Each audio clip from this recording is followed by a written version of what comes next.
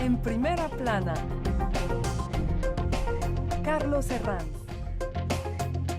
Bienvenidos a En Primera Plana, un programa de Radio Francia Internacional y de France 24, en el que, ya saben, cada semana analizamos un asunto de repercusión global con nuestros analistas. Hoy les ofrecemos de nuevo una edición especial del programa debido a la crisis sanitaria, una edición a distancia con nuestros invitados a distancia. Semana a semana estamos decodificando todas las claves de esta crisis planetaria. Hemos hablado de la respuesta europea a la crisis, hemos hablado de Estados Unidos como epicentro, hemos hablado del mundo del post-coronavirus y esta semana nos centramos en Brasil, que parece confirmarse como el nuevo epicentro de la pandemia. Para ello contamos con varios invitados, les paso a presentar. David Gomerzano es compañero de France 24, ex corresponsal en Brasil. Buenos días, David. Buenos días, Carlos. Contamos también con Paula Ramón, periodista de la agencia France Press en Brasil. Paula, buenos días. Buen día, Carlos. Contamos con la doctora Andresa de Sousa, directora del programa de estudios brasileños del Centro Latinoamericano de la Universidad de Oxford. Andresa, buenos días. Buenos días. Y desde Río de Janeiro, el corresponsal de RFI, Marcos Moreno. Marcos, buenos días. Buenos días. Brasil, nuevo epicentro del coronavirus. Hoy aquí, nuestro asunto en primera plana.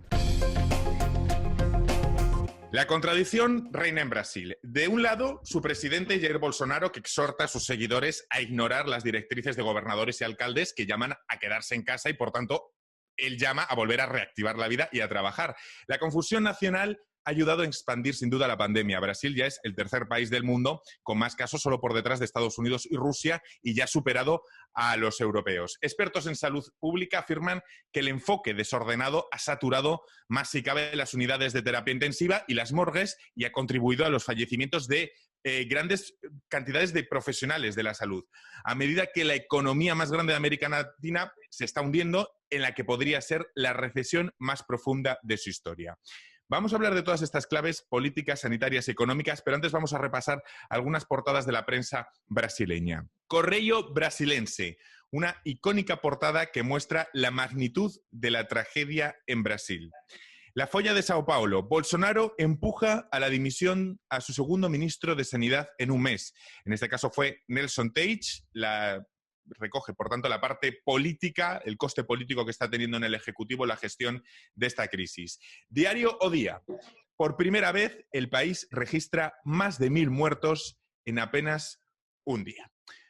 Bueno, quizá la primera pregunta es si esta respuesta contradictoria que estamos viendo en Brasil muestra la convulsión política y, sobre todo, si achacáis a esto que Brasil se haya convertido en el nuevo epicentro de la crisis. Vamos a hacer una rápida ronda de respuestas. David, ¿qué le parece? Bueno, me parece que otra vez Bolsonaro sorprendió al mundo oponiéndose a medidas de cuarentenas. Pero otra vez Bolsonaro está con una lógica política de enfrentamiento permanente. Él hizo campaña en el 2018 contra el sistema, contra la corrupción, contra el progresismo, y la crisis sanitaria no para ese discurso. Uh-huh. Ahora, para Bolsonaro, el sistema de salud, las autoridades sanitarias, los médicos, otra vez son el sistema que siempre defraude a la gente. Y así, para él, la crisis sanitaria es muy difícil de manejar, pero él tiene siempre en la mente el lado político y su reelección en 2 años. Uh-huh. Paula, Bolsonaro forma parte de ese grupo de líderes que menospreciaron, digamos, al virus. La diferencia es que muchos de los otros acabaron modificando sus posturas, pero Bolsonaro, pese a las evidencias, se ha seguido resistiendo a aceptar la importancia de la pandemia. Sí, Bolsonaro desde el comienzo ha minimizado la crisis y a su juicio, bueno, se hizo muy famosa la frase, el calificativo de gripecita, que fue como se refirió al comienzo. Y hace 2 días que Brasil marcó un récord de muertes diarias, más de 1.000 muertes registradas en un día. Sentó bastante mal en la opinión pública el presidente hacer un chiste, reírse en un live de televisión, haciendo referencia a la cloroquina, ¿no? Que es la panacea que de alguna forma él ha promovido o ha defendido como con uso masificado para tratar la crisis sanitaria en este momento. Entonces, bueno, básicamente Brasil es un país de dimensiones continentales, un país democrático de dimensiones continentales que está en este momento viviendo el avance de esta pandemia y está dejando un impacto particular en cada región, porque bueno, no hay un Brasil, no hay varios Brasiles dentro de Brasil. Lo cierto es que Brasil tuvo meses para estudiar los errores y los aciertos de los primeros países en ser afectados por el virus. Andresa, ¿se entiende que el país haya fracasado por no haber actuado de forma más temprana apoyándose en su sistema de salud, viendo los antecedentes? Yo creo que es un poco más complejo que eso, porque Brasil, para los que no conocen, tiene 27 gobernadores, 5.570 ciudades. Y la mayoría, como que 80-90% de todos los alcaldes siguieron sus gobernadores. Y en ciudades como Brasilia, por ejemplo, cerraron las escuelas y los shoppings y todo cuando tenían solamente 5 casos confirmados. Entonces, la política de una nación para contener el virus fue muy temprana, pero la eficacia no fue muy grande.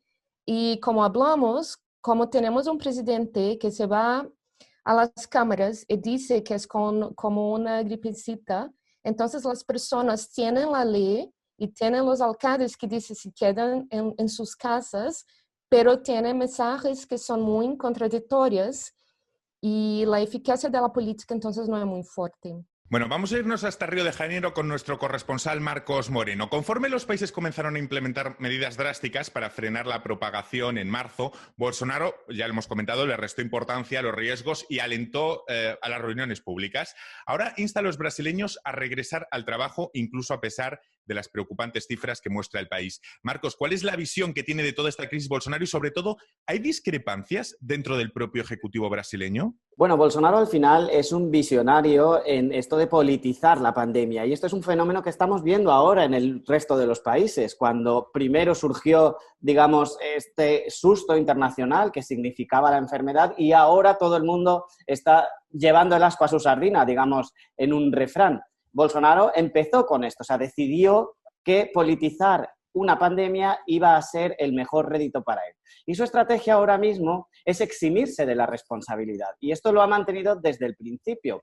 Es decir, si yo no actúo, como lógicamente va a haber una crisis económica muy fuerte en Brasil, yo no tendré la culpa, porque la culpa de las cuarentenas y la culpa de los aislamientos sociales va a ser de los gobernadores y de los alcaldes. Mientras que tampoco su margen de actuación no es muy grande, porque, como bien comentabais, los sistemas sanitarios corresponden a los estados y a los alcaldes, y son a ellos los que tienen que hacer frente a la enfermedad en un primer nivel. Lo que tendría que hacer Bolsonaro es coordinar todo esto.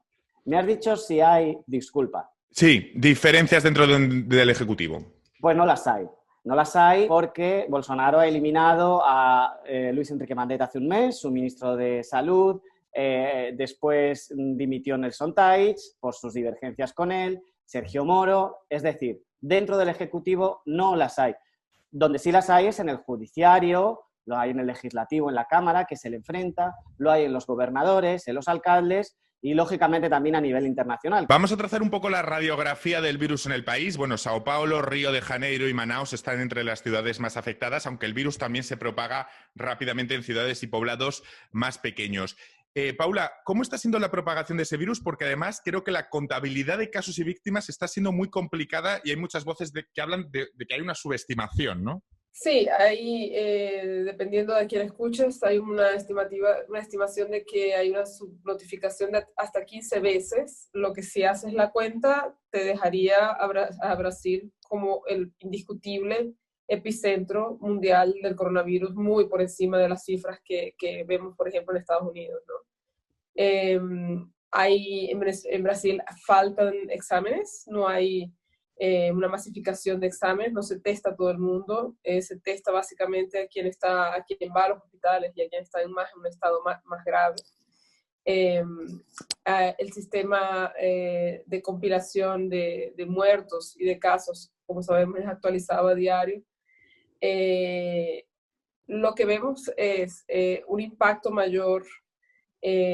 Bueno, lo que decías, San Paulo es sin duda el epicentro en Brasil. Desde el comienzo despuntó con una alta cantidad de casos y de muertes, muy por encima del resto, una proporción de, ahora exactamente no recuerdo, pero al comienzo ya era una proporción de más de 30, un tercio de los casos y los muertos. Pero también estás viendo que proporcionalmente Amazonas, por ejemplo, es uno de los estados con más casos por millón de habitantes, o es el estado con más casos y más muertos por millón de habitantes, ¿no? Entonces, estás viendo que en el norte y el noreste hay un cuadro bastante grave, bastante complejo de colapso en el sistema de salud y de dificultades para atender la propagación, ¿no? De contener la propagación. De todos los causantes que nos han podido llevar a Brasil a esta situación, David, el cumplimiento irregular del aislamiento social ha sido quizá el principal error. Cuarentenas abandonadas a la mitad, relajamiento del aislamiento en los momentos más críticos. Es como lo han dicho los otros invitados. Brasil es enorme y la situación es muy diferente en un punto u otro del país.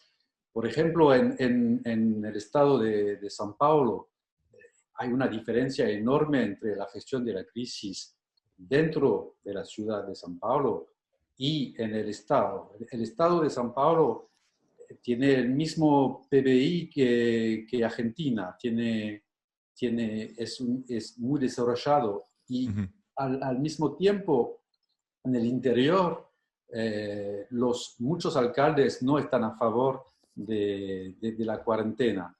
Así que y en otros lugares más al sur, donde hay pocos casos, las medidas que son tomadas son de aislar las diferentes ciudades, que adentro de ciudades no hay cuarentena, pero no permitir mucho movimiento entre ciudades. Las dificultades con la cuarentena en Brasil tienen mucho que ver con el tamaño del país y con la debilidad de las instituciones también. Siempre en Brasil hay mucha resistencia de varias partes de la población a medidas que vienen del gobierno federal, del gobierno estadual o de la alcaldía misma.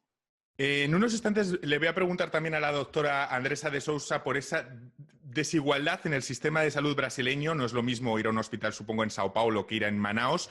Nos vamos a hacer una breve pausa y enseguida seguimos analizando aquí el nuevo epicentro de la crisis del coronavirus en primera plana, que es Brasil. Hasta ahora. Continuamos en primera plana hoy hablando de Brasil como nuevo epicentro de la crisis del coronavirus. Lo hacemos con nuestro corresponsal en Río de Janeiro, Marcos Moreno, David Comerzano, compañero de France 24, es corresponsal en Brasil, la periodista de la agencia France Press en Brasil, Paula Ramón, y Andresa de Sousa, directora del programa de estudios brasileños del Centro Latinoamericano de la Universidad de Oxford. Señora de Sousa, hablábamos antes de irnos a la pausa de esa desigualdad en el sistema de salud brasileño. Claro, la vulnerabilidad del sistema sanitario en localidades como Manaos o en la Amazonía, allí imaginamos que hay carestía de todo y por eso el riesgo, ¿no? La cuestión de la Amazonía, ¿no? Sí, el estado de Amazonas tiene 62 ciudades y es mucho poco, porque es una región muy grande, muy larga, y entonces en cualquier situación las personas tienen que viajar mucho para llegar al centro, para ir al banco, para ir a la escuela, para ir al hospital, para todo. Y lo hacen con barcos, con embarcaciones, con mucha gente. Y con esta crisis tienen siempre que viajar, entonces todo el estado se encuentra en una situación muy grave y solamente Manaus que tiene las unidades de cuidados intensivos. Y entonces tienen que viajar como 2, 3 días en una embarcación para llegar a Manaus y llegan los pacientes ya muy graves. Y entonces vemos en Manaus no solamente lo que pasa en Manaus, pero sí en todo el estado de Amazonas. Vamos a hablar de la situación que están viviendo esas unidades de cuidados intensivos y también de las morgues con nuestro corresponsal Marcos Moreno desde Río. Marcos, esa respuesta desordenada brasileña sin duda está teniendo consecuencias en la saturación de las unidades de cuidados intensivos. Cuéntanos cómo es la situación en estos momentos. Lo que pasa es que Brasil es un país de dimensiones continentales, entonces es muy diferente la respuesta, como decíamos, que están dando diferentes localidades cuando en principio el miedo era el mismo. Es muy dramática la situación de Manaus, donde hemos visto frigoríficos en las puertas de los hospitales para albergar los cadáveres, hemos visto récord de entierros, a veces incluso en fosas comunes, pero por ejemplo en São Paulo, que es un epicentro y sin embargo su sistema sanitario ha aguantado bien. Desde el principio estaban diciendo, bueno, ya dentro de 2 semanas llega el colapso, y verdaderamente el colapso no llegaba. Los alcaldes y los gobernadores han conseguido achatar la curva y esto explica que 2 meses después, puesto que el 24 de marzo ya se instalaron las cuarentenas en lugares como Río o São Paulo, todavía estemos en una situación sanitaria relativamente aceptable respecto a las escenas que hemos vivido en Europa, siendo que además el sistema de salud brasileño no tiene tanta fuerza. En cualquier caso, y les propongo, David, Paula o Andresa, hablamos de un país que ante crisis de salud pasadas, como el SIDA o el Zika, el país actuó con estrategias que fueron elogiadas por el mundo. Es un país que se ha caracterizado por respuestas, digamos, innovadoras en crisis de salud. El contraste con la situación actual llama poderosamente la atención. David. Bueno, en Brasil hay que tener en cuenta que el acceso a la salud es muy diferente si vivís en la ciudad, si vivís en el campo, si tienes un plan de salud privado o si vas a los puestos sanitarios, si tus recursos son el SUS, el sistema de base. Pero seguramente en Brasil hay una tradición de estudio de enfermedades tropicales que tiene un pasado muy largo y hay expertos. Y durante décadas hubo una inversión en la salud y en estudios científicos. Bolsonaro da una impresión que el Brasil entró en un caos absoluto, pero como lo dijo Marcos, por ahora no está en un estadio de colapso absoluto. En 2013, Brasil expandió en gran medida el acceso a la atención médica preventiva en áreas de escasos recursos al contratar a miles de médicos extranjeros, la mayoría de ellos cubanos, por cierto. ¿Ese acceso, Paula, puede servir ahora de buque de contención, digamos, en cierta medida hacia el virus? Yo no diría de contención en ningún caso, porque, bueno, en fin, contención por lo que manejamos hasta ahora. Pero sí, obviamente, el tema, antes de Bolsonaro asumir el poder, ya después de las elecciones, se rompió el acuerdo de la participación de los médicos cubanos en más médicos. Fue una salida bastante brusca, no hubo una transición, y esa brusquedad dejó varios lugares, centros hospitalares, centros de atención desatendidos, principalmente, obviamente que fuera de las grandes regiones metropolitanas. Había una discusión sobre incorporarlos nuevamente a la medicina, permitirles ejercer medicina en Brasil. Y la publicación de esos nuevos lineamientos para ellos entrar nuevamente en servicio médico debían haber salido en el primer trimestre de este año y bueno, fue atropellado por la pandemia. Y salió finalmente el lunes. Entonces, la incorporación de 157 médicos de este contingente que se quedó aquí en Brasil iban a ser incorporados al servicio, ¿no? Obviamente, Brasil tiene, en Río de Janeiro, por ejemplo, hay casos, Marcos tal vez puede hablar mejor que yo de eso, de centros hospitalarios que no están funcionando por falta de personal realmente, por falta de equipo, de mano de obra, ¿no? Y justamente hay lugares en los que realmente falta personal médico. No es una cuestión de infraestructura. Hay lugares en que es infraestructura, pero hay otros lugares que no es infraestructura, que es realmente personal médico lo que está faltando. Marcos, ¿podemos hablar de una sólida oposición que se haya forjado entre algún gobernador y Bolsonaro dentro de esta crisis o es demasiado decir? Sí, claro. Por ejemplo, João Doria, que es el gobernador de São Paulo, se ha presentado un poco él como el jefe de Estado porque ha hablado del virus un poco al nivel de lo que lo han hecho otros líderes europeos. Pero Bolsonaro le ha acusado de estar con las ideas puestas en las elecciones de 2020 y el pueblo ha aceptado, muchas personas, han aceptado ese discurso, porque al final Bolsonaro ha aprovechado un discurso populista que le genera muchos beneficios, porque todo el mundo, en todas las partes, está frustrado en su casa sin poder salir a dar un paseo, sin poder ir a dar un abrazo a su madre y sin poder trabajar y traer comida para su casa. Y en Brasil, los ciudadanos tienen una persona que además es el máximo mandatario elegido democráticamente, que les dice, no se preocupen, esto podría hacerse. Lo que pasa es que ustedes localmente tienen unos pequeños dictadores que les impiden hacerlo.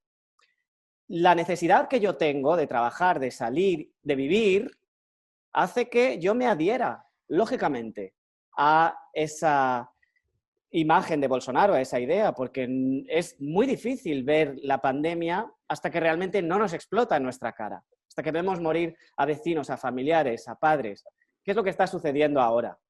Pero hasta ahora, lógicamente, era fácil entre las personas creer a Bolsonaro. Ellos quieren creer a Bolsonaro. Queremos creer que la pandemia no va a llegar a Brasil.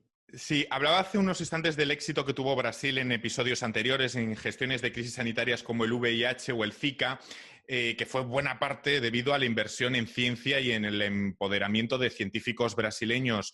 Doctor Andressa de Sousa, ¿es esto lo que ha dilapidado la administración Bolsonaro, el empoderamiento de científicos brasileños? Y hay un legado muy importante, como dice, de Zika, de estudios, y los mismos cientistas están ahora trabajando mucho, como día y noche, para el COVID-19. Y la respuesta brasileña es muy buena, y la investigación, todo el secuenciamiento genético y todo. Y tiene un grupo de cientistas muy fuerte, y todas las equipes de Imperial College y de Oxford University trabajan con cientistas brasileños.